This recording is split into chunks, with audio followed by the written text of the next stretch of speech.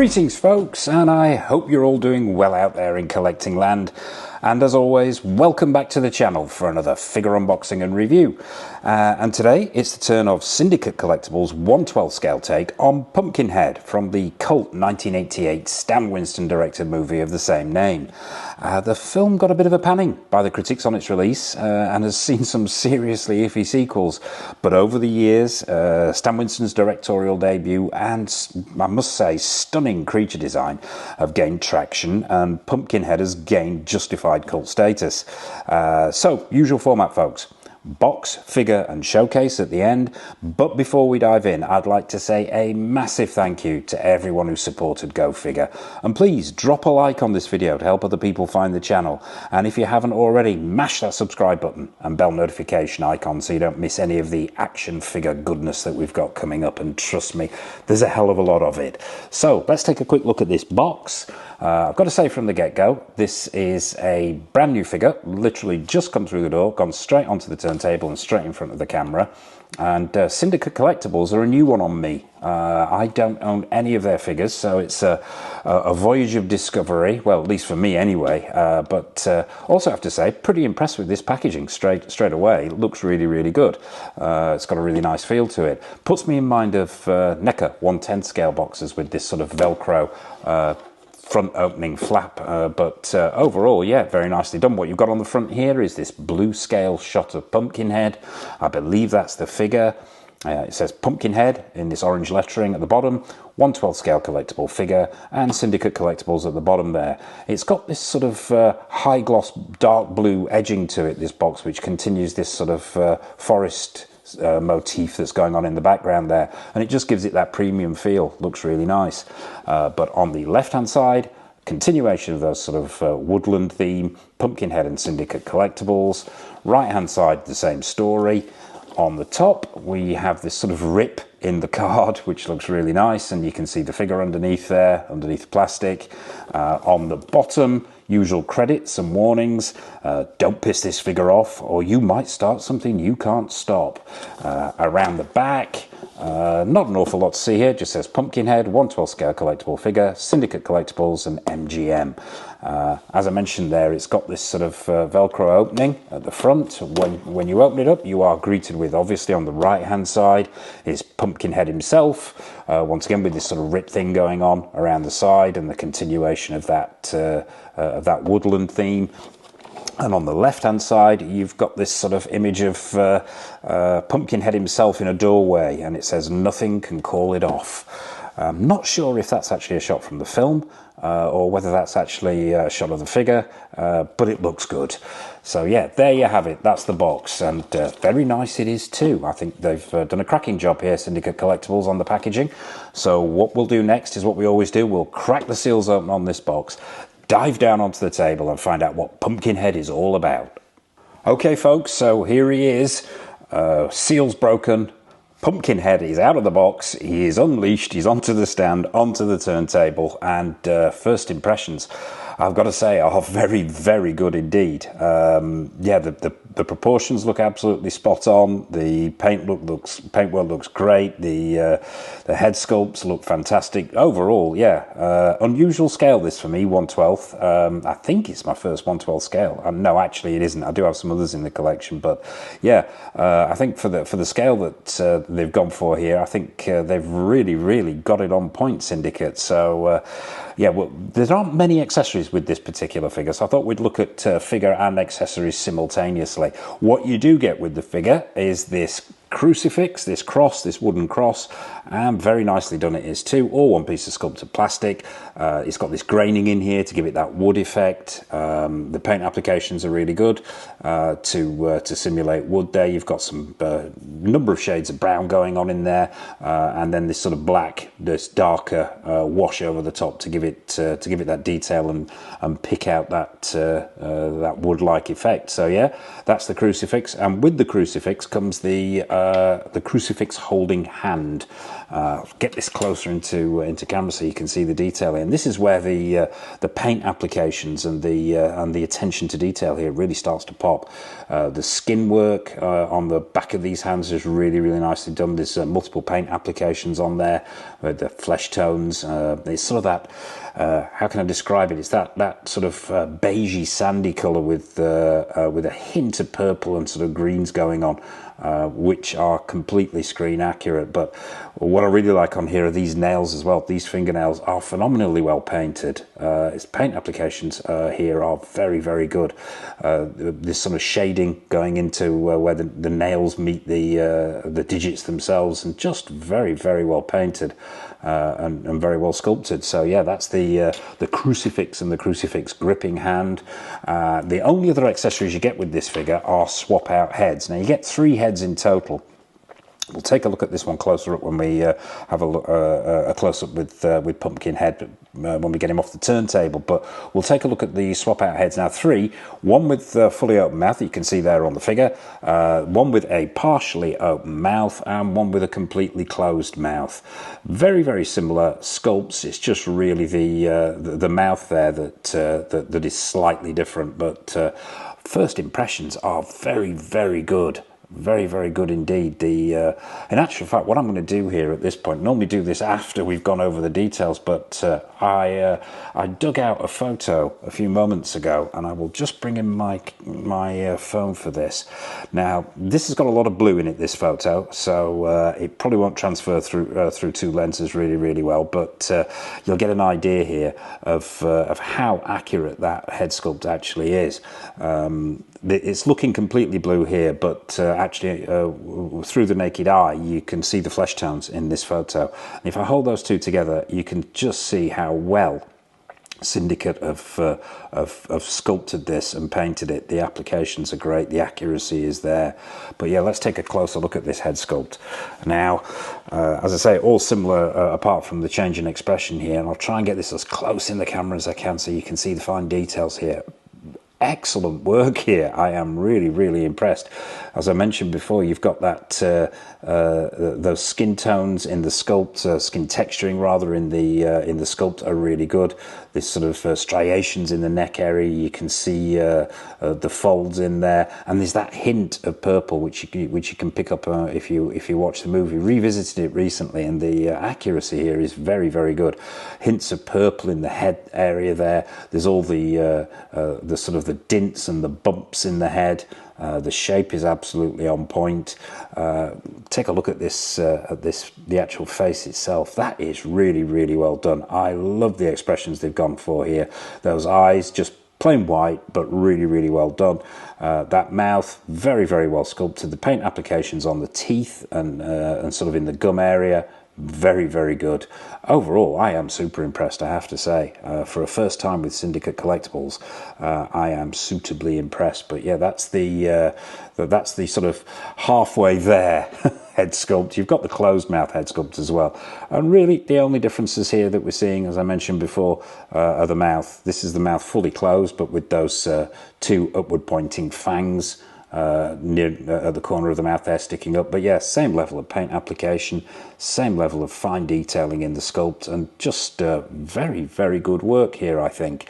So yeah, they're the 2 swap out head sculpts. We'll pop those to one side and we'll have a close-up look at Pumpkinhead. Let's get him off this turntable. Let's stop him from spinning first, get him off the turntable and get him close into camera, and we'll start at the bottom and work our way up. First thing I did notice, the legs are a little, I wouldn't say they're loose, but they're not the stiffest legs, and I noticed this straight out of the box. Now, surprisingly enough, he will freestand, which I was quite surprised at straight away because of the amount of joints we've got going on in these legs. But let's take a look at the, and we'll start with the feet and work our way up. Now, feet, screen accurate. Those 3 enormous toes on those almost cloven hoof, not quite, but almost. And once again, same level of paint application. If I can get the light to catch this right, it's those skin tones are right. What I really like is the paint application on these curled talons on the end of his toes there. Really, really nicely done with that shading into the into where it meets the foot. But yeah, this one it's on a joint here, so there's movement there in the foot, not a huge amount, but that'll give it some stability. Working our way up, the legs themselves, really nicely done. That same the same sort of beige, tan coloured paint applications with those hints of purple. I'll just angle this light in a little bit more, bring it slightly closer so we can pick out the details here. But yeah, there's vein work in there, if the camera's catching that, which has a sort of subtle bluey green hint. You've got the two spikes at the first joint in the leg. Once again, screen accurate, same level of paint applications there. You come to this first joint, which has got about, well, I mean, you can straighten the leg out completely like that, or you can have it in this sort of dog leg pose, which I sort of prefer that dog leg look, because it gives him that unique sort of top heavy almost feel. But yeah, that's the first joint there. There's a second joint here, a second knee joint. Not quite as much movement in that one, but there is some movement there. So yeah, posing is going to be quite good on this figure inherently because of the amount of joints in the legs, but yeah, maybe prone to falling over. Working our way up to the joints at the waist there.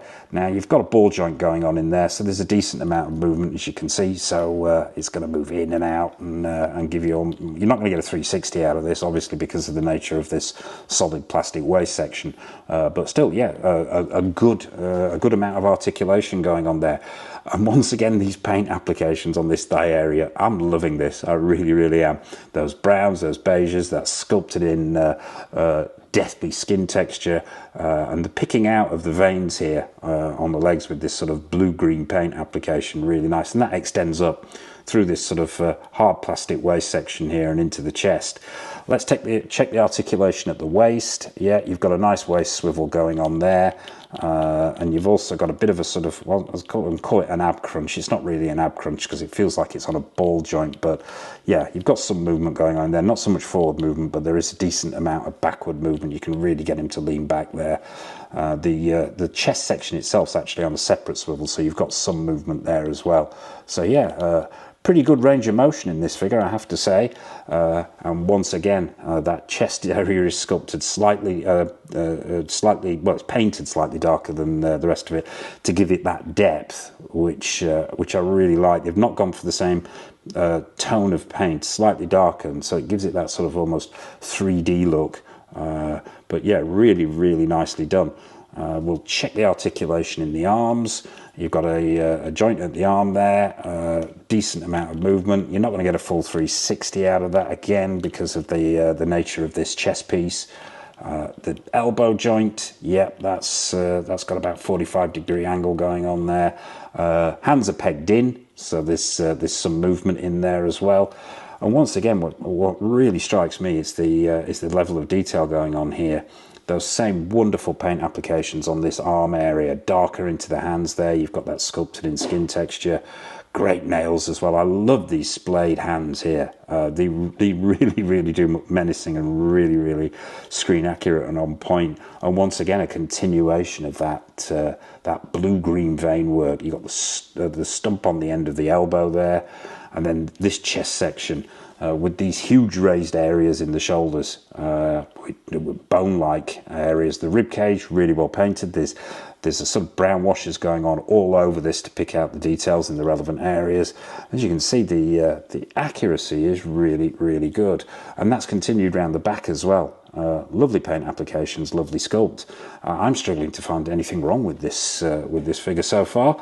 I believe there is a wire in this huge tail. It feels like it's at the base area there, and then this I think it's pretty much just it stops probably about midway down, and then the rest is down to the plastic to hold the pose. But yeah, you can really go to town with this tail and muck around with it in the display to get it where you want it to go.